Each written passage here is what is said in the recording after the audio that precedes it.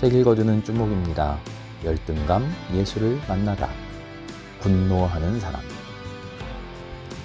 분노는 서로의 입장이나 생각의 차이로 인한 경우도 있지만 본인 스스로가 감정을 통제하지 못하여 일어나는 경우가 더 많다. 정작 피해를 입은 피해자는 가만히 참고 있는데 가해자가 더 격한 감정 때문에 흥분해서 분을 참지 못할 때 사고는 일어나게 되어 있다. 인간은 누구나 자기 안에 분노를 가지고 있다. 분노를 한다는 것은 정상이다. 분노의 감정을 가지고 있다고 해서 부끄러워하거나 자신이 비정상적인 성격을 가졌다고 오해할 필요는 없다. 알프레드 아들러는 우월성 추구는 인간의 모든 창조물의 원동력이자 문화에 기여한 모든 공헌의 원천이라고 말한다. 인간의 삶이 우월성을 추구하는 방향을 발견하며 전진해 왔다는 것이다. 성공해서 복수하겠다는 말이 있다. 상대방에게 보란듯이 잘 사는 모습을 보여줌으로써 지금까지 당한 괄시를 일거에 풀겠다는 의지다. 소심해 보이는 말이지만 분노에서 비롯된 성과물은 나름대로 성공적이다. 실제로 성공담 중에는 열등감으로 생긴 분노를 자극 삼아 자신을 개발하는 이야기가 많다. 노벨 물리학상을 수상한 나카무라 슈지 교수는 자신이 출시한 제품이 성공하지 못한 탓에 회사에서 홀대를 받았다. 그 회사는 시장성 없는 제품 개발을 그에게 맡겼고 회사의 상사들은 아직 퇴사하지 않았냐며 그를 멸시했다. 그때마다 나카무라 교수는 분노에 떨었다. 이에 나카무라 교수는 죽이 되든 밥이 되든 자신이 해보고 싶은 일을 해보자고 결심했다.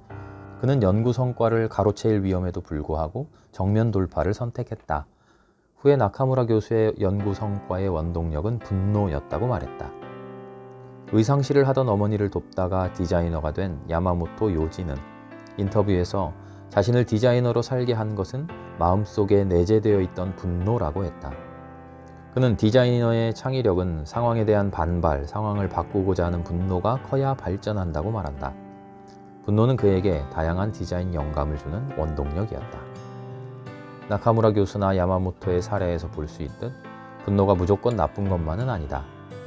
우리가 경계해야 하는 것은 올바르지 않은 방식으로 분노하는 것이다. 우리가 흔히 분노라고 말하는 것은 대부분 굴절된 형태로 외현된 감정이다. 굴절된 분노는 주변 사람들을 힘들게 한다. 화를 내는 사람 또한 자기로 인해 주변 사람들이 고통을 당한다는 것을 알기에 마음이 편하지 않다. 굴절된 분노의 에너지는 문제를 해결하기 위한 게 아니라 희생양을 만드는 데 사용된다. 우물에서 숭늉을 찾는다는 속담이 있다. 즉 그들의 불만과 적개심은 위장된 것이며 원인과 관계없는 곳에서 문제를 해결하려다 보니 실패할 수밖에 없는 것이다. 결국 더 심한 갈등으로 이어진다. 이러한 실패를 반복하다 보면 분노는 컴플렉스가 된다. 그리고 선택의 순간마다 개입하면서 평생 동안 나를 괴롭힌다. 그런데 분노는 갑자기 치밀어 오르는 것이 아니다.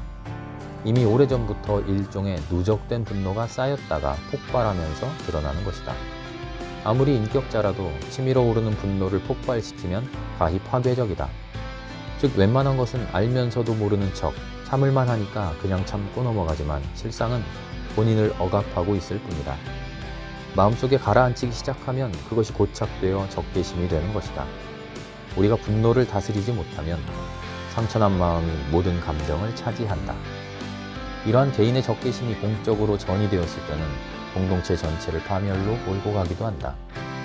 히틀러가 독일 국민을 나치즘이라는 명분으로 사로잡게 된 데도 불안 어린 시절과 여인들에게 전혀 인기가 없었던 청춘 시절에 대한 보상심리 때문이었다고 한다. 분노를 다스리는 첫 번째 방법은 감정을 억누르는 것이다. 분노는 감당하기에 부담스러운 감정이다. 분노를 억누르면서 감정이 애초에 없었다는 것처럼 행동하고 일상의 행복을 되찾을 수는 있다. 이렇게 하면 순간의 화는 모면할 수 있지만 깊은 바닥으로 가라앉은 감정의 양을 바라보지 못하는 장님이 되어버린다. 본인은 인지하지 못하는 사이에 분노의 괴물을 키우는 것이다. 그러므로 심리학에서는 분노의 감정을 참지 말고 성난 채로 잠자리에 들지 말라고 한다. 치밀어 오르는 분노를 마음속에 그냥 가라앉혀 묻어둔다면 부정적인 감정이 억압되면서 언젠가는 폭발한다. 부정적인 감정이 긍정적인 감정을 가로막아 다른 욕구들이 충족되는 것을 방해하기 때문이다. 저기압의 에너지가 축적되어 비, 바람, 그리고 해일이 생기는 것과 비슷하다. 분노가 일어나면 태풍이 오는 것과 같이 모든 것을 다급하게 처리하게 만들며 자칫하면 죽고 죽이는 부정적인 에너지를 불러온다.